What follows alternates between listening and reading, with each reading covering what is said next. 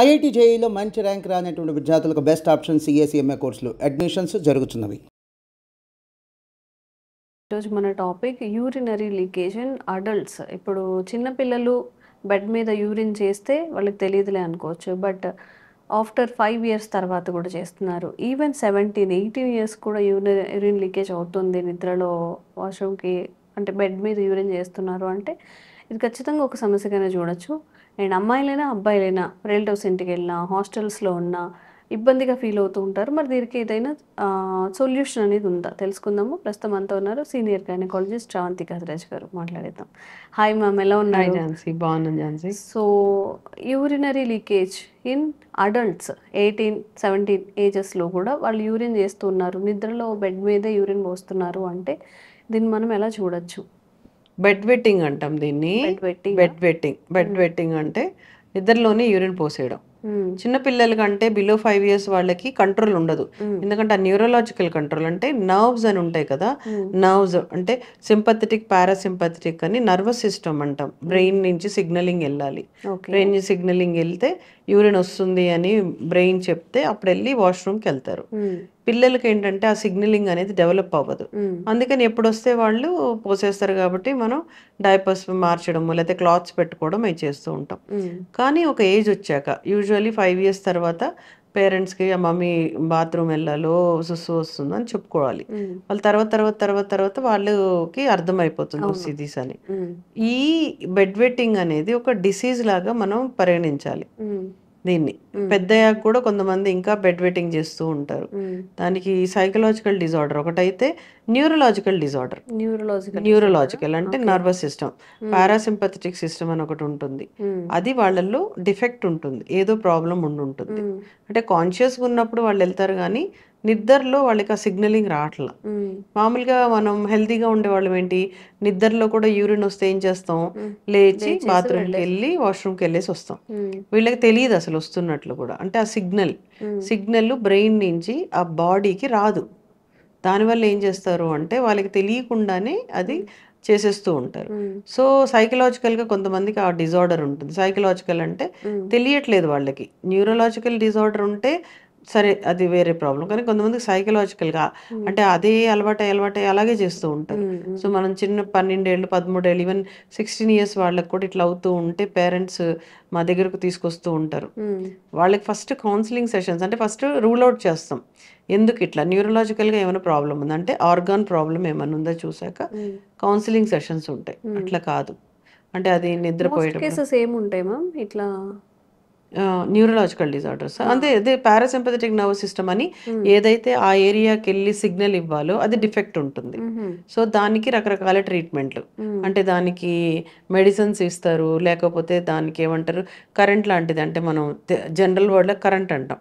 అంటే చిన్న వాటికి ఆ ఏరియాని యాక్టివేట్ చేసేయడానికి కొన్ని పరికరాలు ఉంటాయి, వాటితో యాక్టివేట్ చేస్తారు. చేసి సమస్య నుంచి బయటకు తీసుకొస్తారు. అట్లా కాకుండా కొంతమందికి ట్రైనింగ్ ఇస్తారు, టాయిలెట్ ట్రైనింగ్ అంటాం. అంటే బాత్రూమ్ వెళ్ళి రావడము, అంటే పడుకోబోయే ముందు కంపల్సరీగా బ్లాడర్ ఎంటీ చేయడము, తర్వాత మధ్యలో లేపి ఒకసారి పంపించడము, ట్రైనింగ్ ఇస్తాం. అంటే ఇప్పుడు మనం ఏదైనా ఎలాగో ట్రైన్ చేస్తామో ఇక్కడ బ్లాడర్ ట్రైన్ చేస్తాం. సో నువ్వు ఫ్రీక్వెంట్గా ఎంటీ అవ్వాలి, నువ్వు తెలియకుండా పోయకూడదు అనేది నేర్పిస్తూ ఉంటాం. అది వాళ్ళకి బ్రెయిన్లో రిజిస్టర్ అయ్యేటట్టు చేస్తాం. ఓకే. సో అలా చేసి ఈ సమస్య నుంచి బయటికి తీసుకురావాలి. చాలా మందికి ఏంటంటే ఆ డాక్టర్ దగ్గరికి రావడానికి ఆ పిల్లలు చిన్న పిల్లలు కదా, టీనేజ్ పిల్లలు అండ్ 12, 13 అసలు రిలక్టెంట్ ఉంటారు. మమ్మల్ని చూసి అందరూ షేమ్ చేస్తారు, వెక్కిరిస్తారు అని రారు చాలా మంది.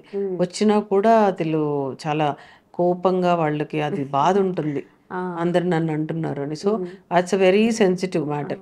సో వాళ్ళని చాలా జాగ్రత్తగా కౌన్సిలింగ్ ఇచ్చి కాదు ఇట్లా కాదు మీరు ఏం భయపడక్కర్లేదని డాక్టర్స్ మేము చూసుకుంటాం. చూసుకొని కాబట్టి ఇట్ విల్ టేక్ టైం. అంత ఫాస్ట్గా సడన్గా ట్రీట్ కాదు అది.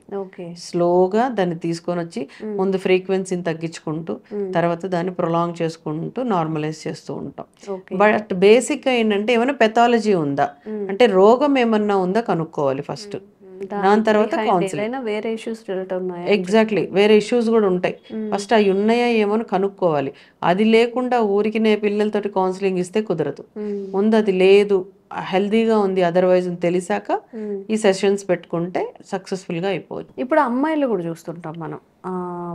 సో 18 years 19 years ఉన్న ఒక అమ్మాయి బెడ్ మీద యూరిన్ చేస్తుంది అంటే నిజంగా చాలా అసలు షేమ్ అంటే షేమ్ కాదు, మామూలు షేమ్ కాదు. ఇంకా అది ఎవరైనా రిలేటివ్స్ ఇంటికి వెళ్ళి అలా చేశారంటే ఇంకా ఇంకొకసారి లైఫ్లో వాళ్ళ ఇంటికి వెళ్ళరు.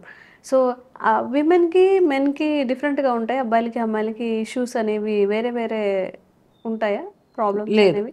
ఈ ప్రాబ్లం అనేది ఎవరికైనా ఒకటే. ఆ డిసీజ్ ఉంటే అమ్మాయిలైనా అబ్బాయిలైనా ఒకటే ప్రాబ్లమ్ని ఫేస్ చేస్తూ ఉంటారు. ఎవరికైనా ఒకటే. ఇప్పుడు న్యూరలాజికల్ డిజార్డర్ అయినా సైకలాజికల్ అయినా కూడా సైకలాజికల్ అంటే ఏముంది? సైకలాజికల్ అంటే కొన్ని డిజార్డర్స్ ఉంటాయి, అంటే కొన్ని హ్యాబిచువల్ డిజార్డర్స్ అంటాం. వాళ్ళకి తెలియదు అట్లా చేస్తున్నట్టు కూడా. సో అనుకోకుండా తెలియకుండా జరిగిపోతుంటుంది, దాన్ని సైకలాజికల్ డిజార్డర్స్ అంటాం.